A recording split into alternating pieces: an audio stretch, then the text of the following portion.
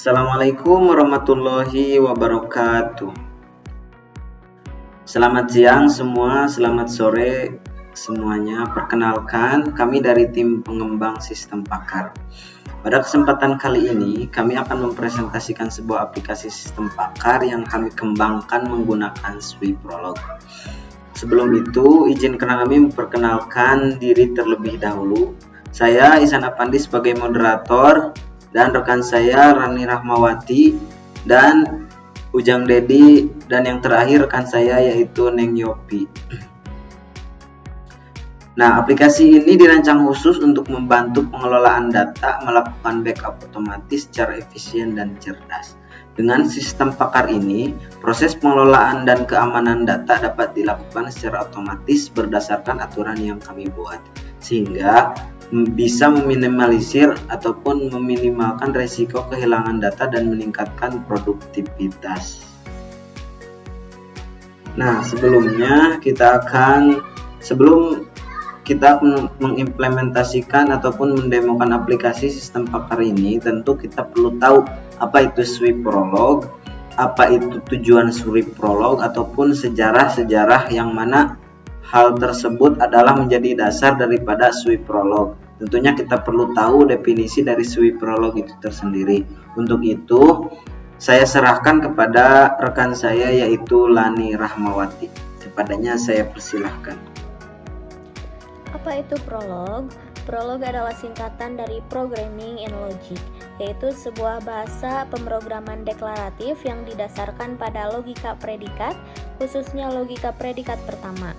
Prolog banyak digunakan dalam kecerdasan buatan atau AI dan pemrosesan bahasa alami atau NLP karena kemampuannya untuk menangani referentasi pengetahuan dan inferensi logis. Lalu untuk selanjutnya yaitu ada sejarah singkat prolog. Sejarah singkat prolog diperkenalkan pada tahun 1970-an oleh Alain Colmeraur dan timnya di Marseille, Prancis. Dikembangkan untuk mempermudah penulisan program-program berbasis logika seperti sistem Pakar, pemecahan teka-teki, dan pencarian solusi. Lalu untuk selanjutnya yaitu ada penggunaan prolog. Prolog banyak digunakan dalam berbagai aplikasi termasuk sistem Pakar untuk membuat sistem yang dapat memberikan saran atau keputusan berdasarkan pengetahuan yang ada. Lalu untuk selanjutnya yaitu ada pemrosesan bahasa alami, yaitu untuk analisis dan pemahaman bahasa manusiawi. Untuk selanjutnya yaitu untuk robotika, yaitu untuk perencanaan dan pengambilan keputusan. Dan yang terakhir ada basis data, yaitu untuk query dan manipulasi data berbasis logika. Lalu untuk selanjutnya yaitu ada kelebihan dan kekurangannya. Kelebihannya, Prolog sangat baik dalam menangani masalah yang melibatkan logika dan penalaran. Ini memungkinkan untuk pengembangan aplikasi yang kompleks dan lebih mudah. Lalu untuk kekurangannya yaitu Prolog mungkin tidak seefisien bahasa pemrograman imperatif dalam hal kinerja untuk beberapa jenis aplikasi, dan kurva belajar bisa curam bagi pemula. Lalu untuk selanjutnya yaitu ada instalasi. Instalasi SWI Prolog dapat diunduh dan diinstal dari situs web resmi SWI Prolog. Tersedia untuk berbagai sistem operasi termasuk Windows, macOS, dan Linux. Oke, kita lanjut ke sistem Pakar pengelolaan data dan backup otomatis SWI Prolog. Sini ada 6. Yang pertama basic pengetahuan, yang kedua mesin inferensi, yang ketiga pengumpulan data dan interaksi pengguna, yang keempat keputusan dan rekomendasi, yang kelima automasi dan integrasi, yang keenam keunggulan sistem Pakar SWI Prolog. Yang kesatu basic pengetahuan. Basic pengetahuan menyimpan fakta-fakta dan aturan yang mempresentasikan domain pengelolaan data dan contohnya fakta tentang jenis data dokumen, gambar, video, database, ukuran data dan frekuensi perubahan data. Aturan yang menghubungkan kondisi data dengan rekomendasi backup. Misal, jika data berukuran besar dan frekuensi perubahan tinggi, maka backup harus dilakukan secara real time. Jika data berukuran kecil dan frekuensi rendah, maka backup mingguan sudah cukup. Yang kedua, mesin inferensi. Mesin inferensi di Prolog menggunakan teknik penalaran logika, misal forward chaining atau backward chaining, untuk menelusuri aturan dan fakta yang relevan sehingga menghasilkan rekomendasi backup yang tepat. Forward chaining dimulai dari fakta yang diketahui dan mencari aturan yang cocok untuk menghasilkan kesimpulan. Backward chaining dimulai dari hipotesis atau tujuan, misal jadwal backup tertentu, dan mencari fakta yang mendukung.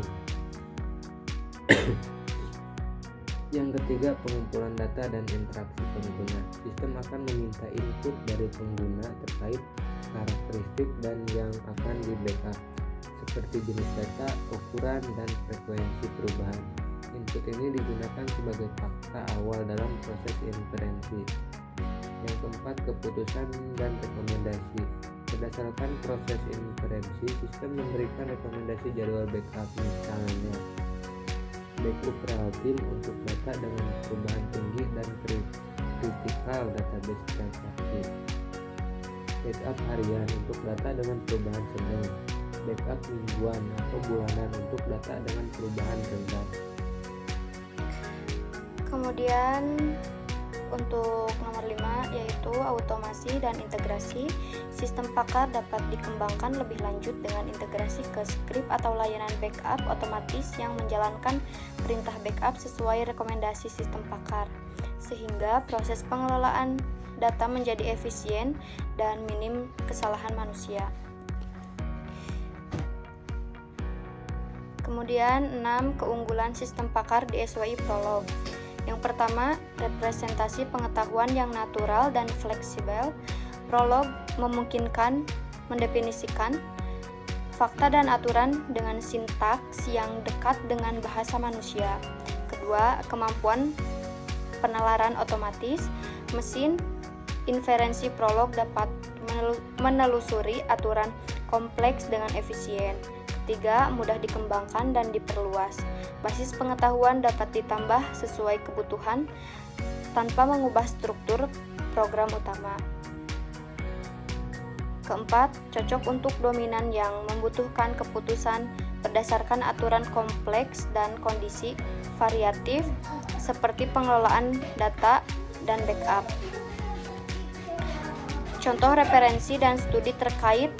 Yang pertama, dalam skripsi dan penelitian terkait sistem Pakar dengan Prolog, metode forward chaining sering digunakan untuk pengambilan keputusan berbasis data yang masuk secara dinamis. Kedua, SWI Prolog mendukung pengembangan sistem Pakar dengan fitur-fitur seperti definite clause grammars, DGGS untuk parsing, dan representasi pengetahuan yang lebih kompleks. Ketiga, pengujian sistem Pakar dilakukan dengan memasukkan data nyata dan memastikan aturan serta inferensi menghasilkan rekomendasi yang sesuai dan akurat. Kemudian yang terakhir yaitu kesimpulan. Sistem Pakar pengelolaan data dan backup otomatis berbasis SWI Prolog memanfaatkan kekuatan logika dan aturan untuk memberikan solusi cerdas dalam menentukan strategi backup yang efisien dan sesuai dengan karakteristik data. Dengan basis pengetahuan yang lengkap dan mesin inferensi yang canggih, sistem ini dapat membantu organisasi atau individu dalam mengelola data secara optimal dan meminimalkan risiko kehilangan dan akibat backup yang tidak tepat waktu atau tidak sesuai kebutuhan. Cara instalasi daripada aplikasi Prolog. Nah, kita cari di Google Chrome website untuk mengunduh ataupun mendownload SWI Prolog. Nah, kita masuk ke websitenya, lalu kita pilih menu SWI Prolog. Dan di sini terdapat navigasi, home, download, dokumentasi, tutorial, dan lainnya. Kita pilih yang bagian download Swift Prolog. Nah, setelah itu terdapat beberapa menu seperti develop, stable release, daily building for Windows, terus Git repository. Nah, kita di sini akan menginstal aplikasi Prolog. Pertama kita unduh dulu daripada development release. Nah, di sini terdapat opsi daripada open source ataupun OS yang kita gunakan pada PC ataupun perangkat yang kita gunakan untuk menginstal Swift Prolog tersebut. Di antaranya terdapat Windows, OS, Mac OS, dan yang lainnya. Nah, dikarenakan saya di sini menggunakan Microsoft Windows 64 bit, maka saya pilih Microsoft Windows. Nah, setelah ini tampilannya akan seperti ini, yang mana kita akan diperintahkan untuk menyetujui aturan yang ada dalam web tersebut. Nah, untuk itu kita klik understand dan download. Nah, dikarenakan di sini saya sudah mendownload aplikasi Swift Prolog tersebut, maka saya tidak akan menginstal ulang aplikasi tersebut. Nah, untuk aplikasi tersebut jika sudah terinstall maka akan seperti ini. Contohnya seperti ini. Kita buka dulu.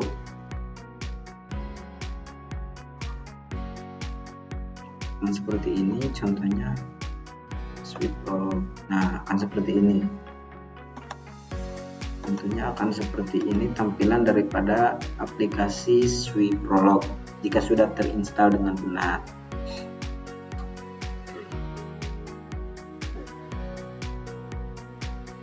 Nah, lalu sebelum kita membuat ataupun menampilkan program yang kita buat, pertama kita harus membuat sebuah teks program ataupun prolog untuk dimasukkan ataupun dijalankan dalam aplikasi Prolog. Nah, karena saya sudah mempunyai tema dan daripada aplikasi tersebut, maka saya menggunakan tema yang saya buat, yaitu sistem pakar. Contoh di sini, saya sudah membuat. Nah, untuk ini aplikasi ini, pertama sistem backup, jenis datanya seperti apa.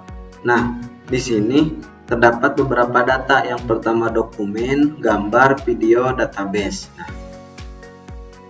setelah kita memilih opsi tersebut, kita akan dipilihkan daripada opsi yang lain, yaitu frekuensi perubahan. Nah, dalam data dokumen contohnya kita akan merubah perubahan yang tinggi ataupun sedang ataupun rendah gitu. Nah, untuk itu nanti ada pilihan opsi untuk pemilihan daripada frekuensi perubahan. Nah, untuk aturan rekomendasi backup, di sini terdapat beberapa aturan. Yang pertama rekomendasi untuk dokumen, yang kedua rekomendasi untuk gambar, yang ketiga rekomendasi untuk video, dan yang terakhir rekomendasi backup untuk database. Nah, predikat utama untuk interaksi dengan pengguna, yaitu dengan menggunakan kata mulai. Nah, masukkan mulai terlebih dahulu dan nanti akan disuguhkan dengan opsi masukkan jenis data yang akan kita pilih. Nah, seperti itu. Lalu setelah memilih jenis data, kita akan disuguhkan dengan opsi daripada frekuensi perubahan, apakah rendah, sedang ataupun tinggi. Nah, setelah itu kita akan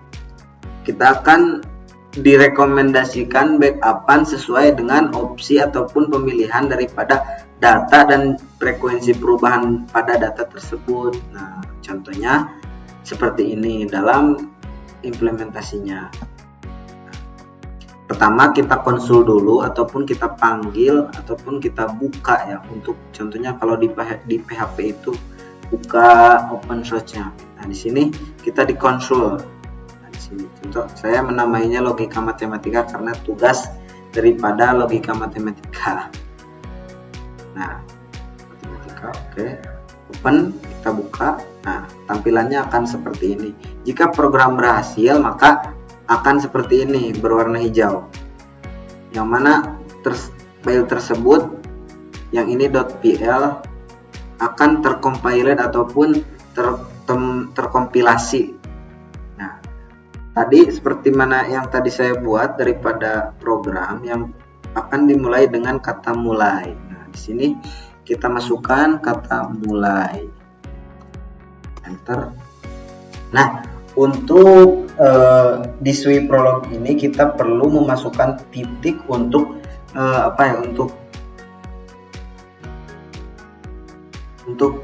untuk masuk ke tahap berikutnya kita harus masukkan titik. Nah, di sini terdapat opsi jenis data yang akan kita pilih untuk di backup ataupun di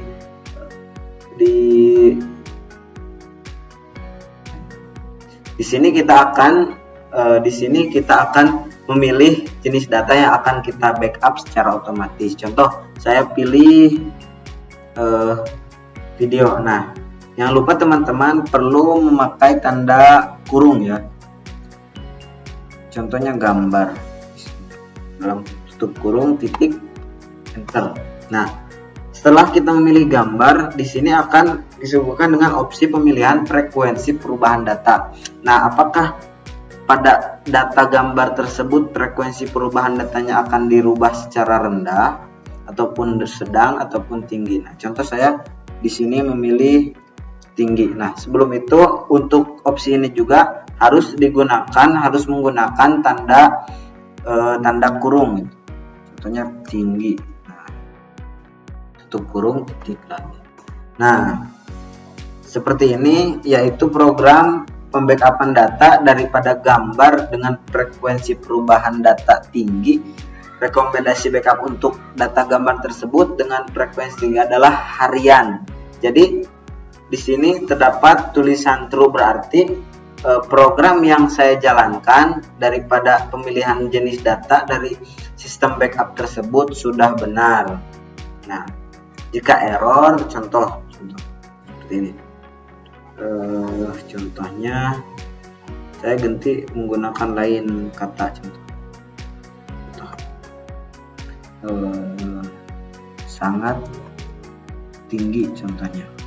Nah, seperti ini akan sintak error operator expect, karena dalam notepad tadi di sini aturan daripada rekomendasi backup saya tidak menyertakan yang namanya sangat tinggi. Nah, di sini terdapat frekuensi perubahannya itu hanya 3 opsi, yaitu rendah, sedang, dan tinggi. Maka dari itu kita tidak bisa memasukkan yang namanya opsi sangat tinggi.